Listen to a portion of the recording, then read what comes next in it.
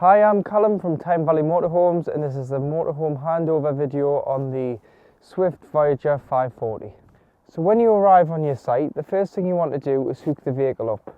So get the hooker blade, lift the collar, lift the flap on the van and hook the vehicle up.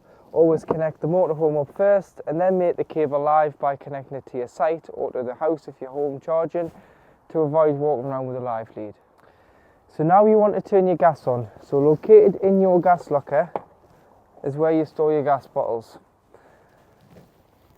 So to connect the pigtail, which goes from the regulator to the bottle, it's left to tighten, right to loosen, opposite ways with it being gas. But before you put the pigtail on, you want to put the gas straps round the centre of the top of the bottle. So put the collar on and then tie the bottle in, connect your pigtail. You'll need an adjustable spanner or gas wrench just to nip it up before turning the bottle on. And always make sure that your crash valve hasn't gone off. So your yellow nib in the centre wants to be flat. If that's pointing out, just press and hold for 10 seconds to reset the crash valve. Making sure that you turn your bottles off before you start driving. So to fill the vehicle with water, at your freshwater filling point on the vehicle, using the habitation key, you can unlock the cap. Remove the cap, carry yourself a hose pipe with some hose pipe fittings, as it's mainly just a brass tap provided by the site. Pop your flat end of your hose into here and fill until it either overflows or until you look on your control panel and see how much water is on board. Should you not have a hose pipe, you can use a submersible pump, putting one end in here, connecting the power point to the side of the van, which is just underneath here. So that will give you 12 volt power, and connecting the pump directly into the barrel of water or aqua rolled to suck it out of there and put it into the motorhome's tank. To empty your toilet, push both catches in and drop the door.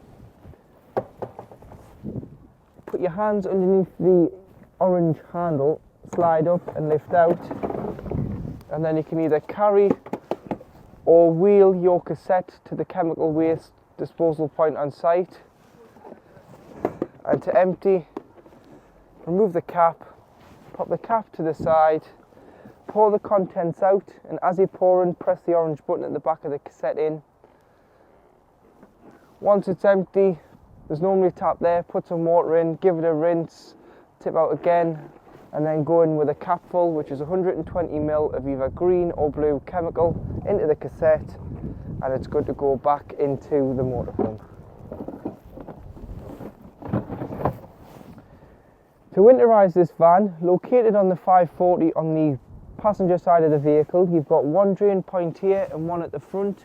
This one at the back is your fresh water, so you would drain that off in the winter when winterising, or if you're not using the van for a while, or if you've taken on a source of contaminated water, you just open that cap there and allow the valve to drain the water off. And at the front you do have your wastewater, which is water you've used from the shower, the hand basin and the kitchen sink. On site there's a disposal point for your wastewater, which you normally drive over and allow the water to drain out. Leave these valves open when you travel home, as they'll rock any loose water out when driving. This is your external gas point. So if you plan on using a Kadak or external barbecue, get yourself a quick release connection which connects onto here. So this just lifts off, connects into there. You'll need a Jubilee clip on either end of the orange gas hose that you'll need to connect it up. And turning this on, we'll use the bottle on board the vehicle instead of carrying a spare. Located on the driver's side of this vehicle, you do have an external shower point. So it comes with the vehicle with a fitment that fits on here and a trigger gun on the other end. This will give you a cold water fed shower. As long as the pump's on, you'll be able to hose the dog off, the bikes, the boots, before safely putting them back on board the vehicle. So to open the bonnet on a Ford, using the key, if you place it above the Ford badge, turn it to the left first to pop the bonnet, and then to release it, turn it to the right. You'll be able to gain entry into underneath the bonnet there. You've got your screen wash, your oil filler, your oil dipsticks just down here for checking the levels. You've got your brake fluid, your coolant this side, And if you need to jump start the vehicle, because the battery on a Transit's underneath the driver's seat, you would put your positive on here, and then down the side of the engine you've got an earthing point, which is just here. So you'd earth off there with your black clip for giving or receiving a jump start. To operate your Swift 12 volt control panel, to turn the vehicle on, you put your master switch here, which is your master power switch, which gives 12 volt if you are not hooked up, or if you are hooked up, you'll get the light from the post to the van, which will mean you are receiving mains to 30 volt, so all 3-pin plugs within the vehicle will work, and mains appliances.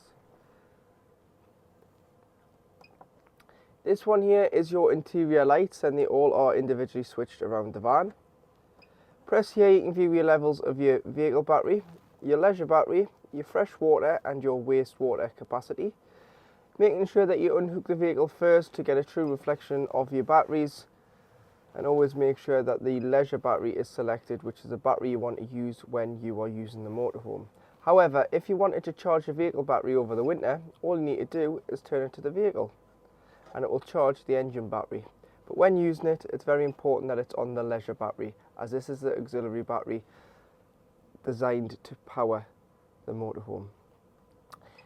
Turn your pump on here, so make sure you've got enough water on board. Turn your pump on, and then as soon as you open the taps you'll get a pressurized flow of water. And you do have your tank heaters, so if you're away in the winter and it is going to freeze, pop these on overnight and it'll stop the water from freezing in the tanks below the vehicle.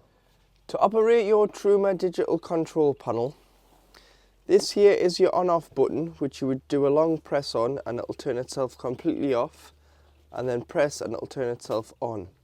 To enter the menu, as this is on, but you want to get into the menu, you need to press enter. And here you do have a motorhome with a thermometer flashing. This is your interior temperature of the vehicle. So click on here. Off if you are away in the summer and you didn't want any heating, or you can turn it all the way up to 30 degrees, which sets the thermostat. To save the temperature set, press enter and then move along. And this is your water setting. So if you've got water in the boiler, water in the freshwater tanks, you can put your hot water system on. So you've got Eco, which is 40 degrees of heating the 10 litres of water. Hot, which is 60 degrees of heating the 10 litres of water. Or Boost, which is a half an hour setting which turns off the heating and prioritises the water. So for this we'll just say hot, as you want the heating and hot water to run together, whereas on Boost it turns the heating off and prioritises the water. Next you've got your energy source, so you'd use gas if you were wild camping and didn't have any electric on board the vehicle. Mixture 1, which is 750 watts of electric and gas. Mixture 2, which is 1850 watts of electric and gas. You'd use that if you're in the winter, and this will boost the temperature of the vehicle quicker than using just electric for the first 20 minutes or so. EL1, which is 750 watts of electric, and EL2, which is 1850 watts of electric. Use EL2 on most sites throughout the UK. On smaller CL sites and airs you may have to turn it down to EL1. And then at the end you've got your fan, so you can have that on Eco or High, and that is just a 12 volt fan setting. Eco uses a lot less of the leisure battery. High uses the full fan speed, so you can hear it a little bit more, so you might want to turn it down to Eco when sleeping. Time here, you can so you can put a timer on for the heating to come on and off. Time on the main display panel. And then in the settings, if you scroll all the way down to reset, if you ever get a warn triangle that won't disappear, press reset. It'll say preset, press enter again, and then it'll completely turn the panel off, and you'll have to go in and set the temperature, the water, the energy source and the fan speed again.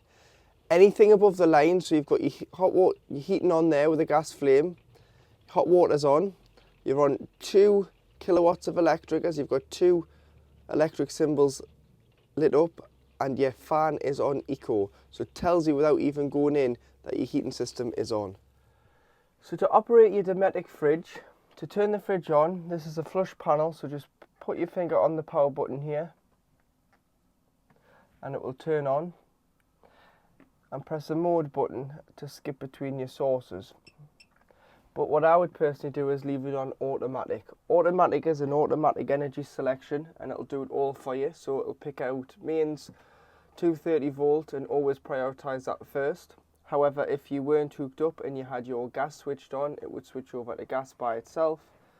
And then if you started the vehicle's battery, the vehicle's engine, from the vehicle's engine battery, you get a feed on the battery setting. It's not on the leisure battery. It's only on when the vehicle is physically running. So the idea here is that you pre-chill it beforehand at home, put your shopping in the night before. When you drive to your first site, on automatic it'll switch on to battery and it'll act as a giant cool box, keep your shopping nice and fresh until you arrive back on site and either hook up or go on to gas if you're wild camping. Or if you're travelling from one site to another, it'll just keep your shopping nice and fresh, like I've already said. However, on the automatic setting, it does wait 20 minutes before lighting on gas once the vehicle is switched off. This is a safety feature in case you forgot to isolate your gas cylinder. So it will not light for 20 minutes, it will flash and beep. What you need to do here is press mode and just change the source to gas on its own. You can select the source manually, but I would just leave it on automatic to select between battery when travelling and mains. The only time you would need to take this off is to put it on gas if you're wild camping. Temperature here, so 5 being the coldest when pre-chilling. Turn it down once you put your shopping in, because sometimes it can freeze the fridge. And with this fridge you can open the door both ways, depending on if you're getting beers from the front or you're getting stuff to prep your food out, to prep your meals from the back. When not using it, turn it off and leave the door open. There is a little clip here that you can pull out. It's a bit fiddly. Pull that out there. That rests on that little chrome stopper there and stops the fridge door from shutting, which allows air ventilation in and out of the fridge when not in use. Across the back of the vehicle you've got your end washroom. So to operate the toilet, using the blue button at the back here, which is your freshwater flush, you would flush the toilet before you use it. So you put a small amount of water in, that'll do, just to lubricate the seal between the top of the cassette and the bottom of the toilet, before opening the blade, which is this grey lever on the front pedestal of the toilet. So slide it to the right, use the toilet, flush it after use. If you've bought the blue and the pink Fetford chemical together, obviously the blue goes into the cassette from the outside, the pink normally goes into a header tank, but this motorhome doesn't have a header tank. So what you can do is you can get a spray bottle, put so much pink in, dilute it with so much water, spray the bowl. All the pink is a bowl cleaner and an odour neutralising spray. Spray, flush, and then once you've finished, always shut this blade.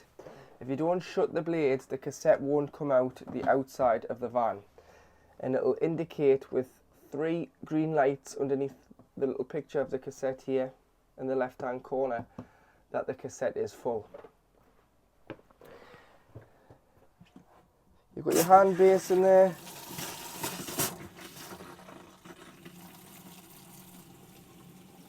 And your hot water's coming through there nicely now.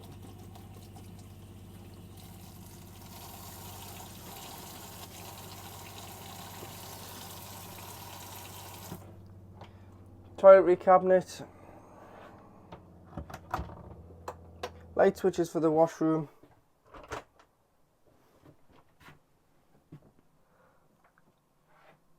End wardrobe in the bathroom area, so you've got bungees to keep things back, along with a large hanging rail.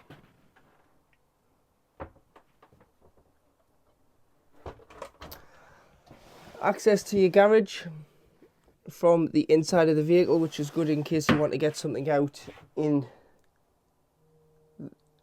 and it's raining outside, or you've got pets and you want to put the dogs in the back there.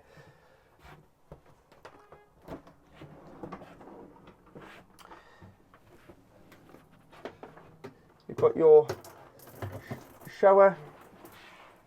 Just watch what you clean your shower screen and surround out with.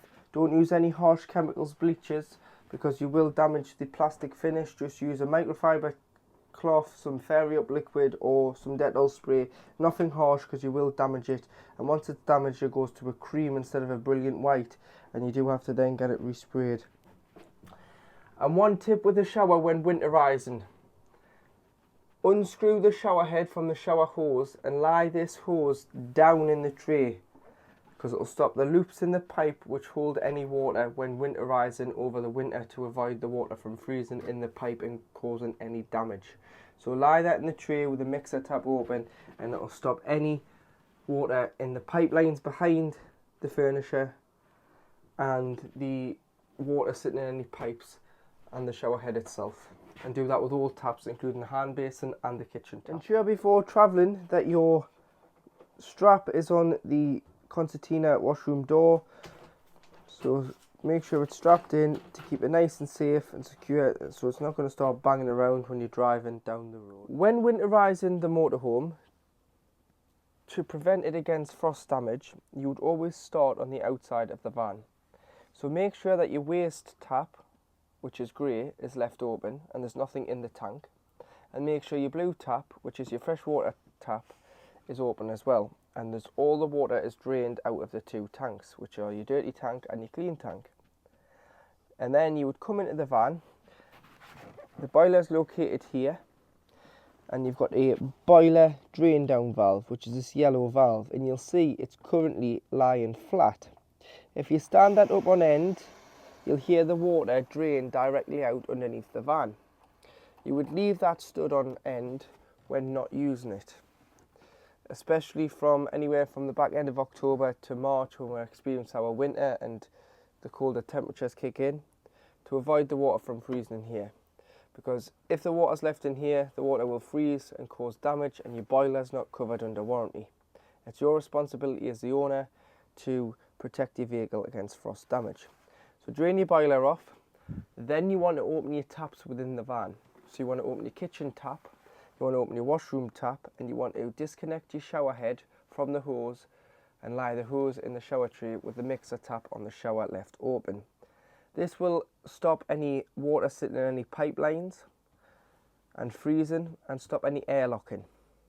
And then when you come to reuse the van, whether you're just wanting that quick weekend away in the winter, or you're just bedding it down for a few months until the weather gets better in the following season and start to use it, you come to the valve and you'll lie that down. You would shut your fresh and your waste taps on your tanks outside the van, and you would shut all your taps within the vehicle. You would then put your hose pipe into the freshwater tank and fill it with fresh water before coming into the van and turning your control panel on. Once you've turned your control panel on, you can put your pump on. Once the pump's on, you'll get a pressurised flow when you open the tap on the cold side of the tap. So you get cold water through. The cold water fills the boiler, and then when you go to the hot, you'll get a lot of coughing and spluttering, because it's trying to push the air that's in here out the tap before you get a pressurised flow of water. Once you get a pressurised flow of water out of one tap, do them all, and then your system is primed for the season. So located next to your boiler are 3 gas isolation valves. So the blue one is your fridge, the green one is an oven, and the white one is also the oven. So one will be for the hob and one will be for the oven on the gas isolation valves. Any problems with the gas, turn the bottle off to be safe, but this, you can isolate an appliance by just turning the tap the other way. So once it's turning this way, it's shut. But these are mainly for when the vehicle is annually habitation serviced. A technician will test each appliance. A little top tip with the boiler as well: once you've drained it down, if you do just turn the pump on for 10 seconds once you've allowed all the water out, as the pump has a filter on which holds water, you need to drain this filter. And to do that, 10 seconds of the pump with the tap open, turn it off, and this will cough any more water that's in the pump out of the vehicle. So as Swift have a berth for belts policy, there's 2 hidden travelling seats under the lounge. So if you take all your cushions off, you've got a seat back, and you've got this big black knob here as well. So if you pull that back, you'll be able to pull the seat back rest up. You've got 2 of these hard backed. They go like that and clip onto the frame and fill the space. And then you need to use the base cushion onto there, and it velcros on, and the backrest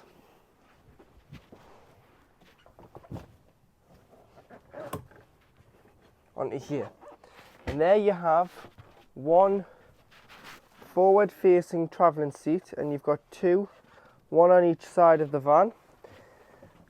And on the footwell, just pull that board in, and then you'll be able to sit on the seat and have a forward facing travelling seat.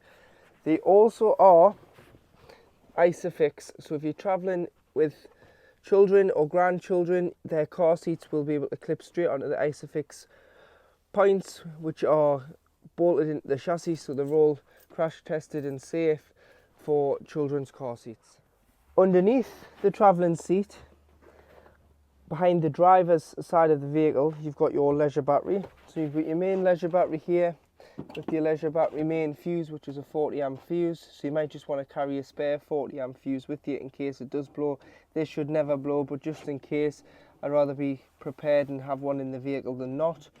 So that's a 40 amp jumper fuse there, and your main leisure battery.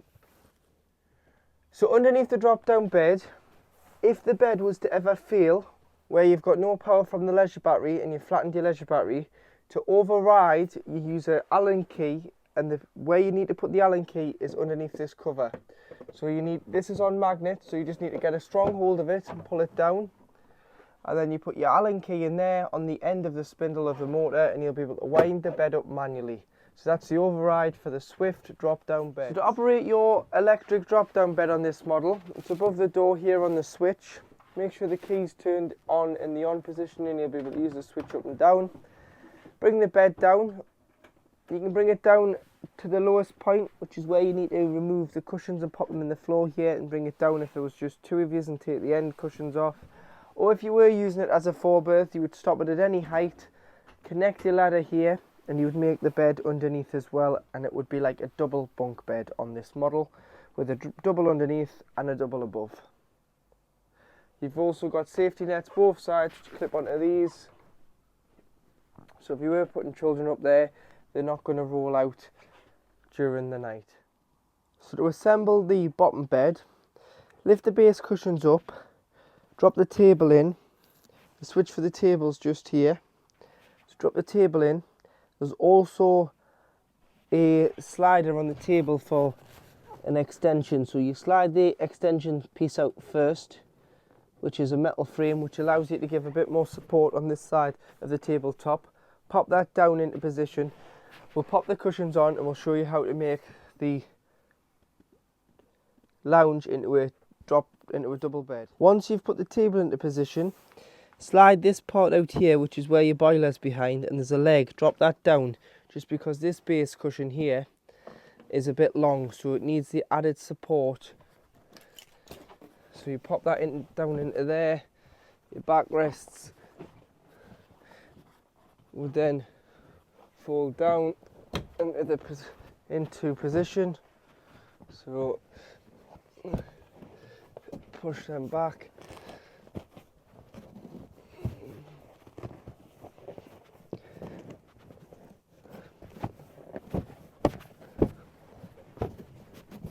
In this position there. Do the same with the other one. Pull all base cushions forward, and it means that you have a large bed, but it is a bit fiddly getting this cushion behind here, but you can do it.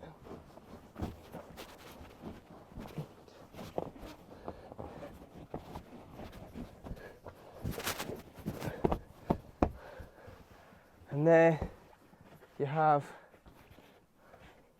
one large double bed.